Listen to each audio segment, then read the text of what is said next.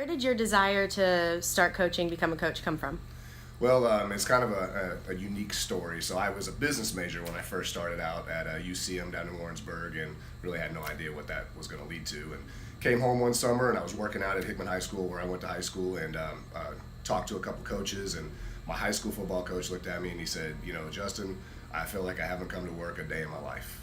And to be honest with you, something just like resonated with me there, that's what I wanted to do. And so I went back, and at that time I transferred to Westminster College over in Fulton, and I told my advisor that I wanted to change my major to education and I wanted to coach. And so at that point I never looked back, and I think it was the greatest decision that I ever made. How has coaching impacted your life then? I think the deal for me is like I pride myself on being able to build relationships, and it's one of those unique things with kids. Like, some people don't like that interaction piece with people, and I love to talk and I love to be with kids, and I couldn't imagine sitting behind a desk every single day and not having interaction. And so building relationships for me is very, very important. I think it's one of my qualities that has helped us to have some success at this school is being able to build those positive relationships with kids, and that trust in them, and they trust in you and you trust in them, and it's kind of all worked out.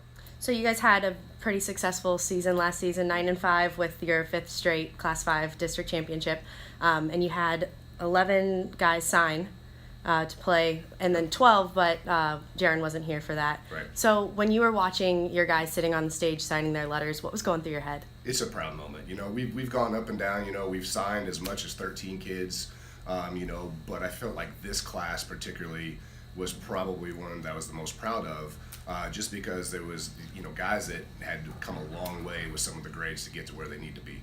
And so I felt like it was just such an amazing accomplishment to watch 11 guys signing, and the hundreds of thousands of dollars that was sitting on that stage. That's what was kind of going through my mind. I have kids myself, and I'm just thinking, free, not having student loans, not having debt. And so very, very proud of those kids that they were able to, not only get it done on the football field, but they're able to get it done in the classroom to give themselves the opportunity to go and play at the next level. Not to bring up too much of a sore subject, but the loss at Fort Osage, what are some of the things that you said to your guys at the end of the game in the locker room after that final buzzer went off? That's a tough one because, we kind of had a roller coaster season. Like you said, 5 losses through the course of the season. That's kind of, it's kind of hard, to have 5 losses and still be in the Final Four. But this season was very, very special because, we found ourselves throughout the course of the year. It didn't start early on. We kind of had a roller coaster season, like I said. And so the thing I told them is, it wasn't meant to be that day for us.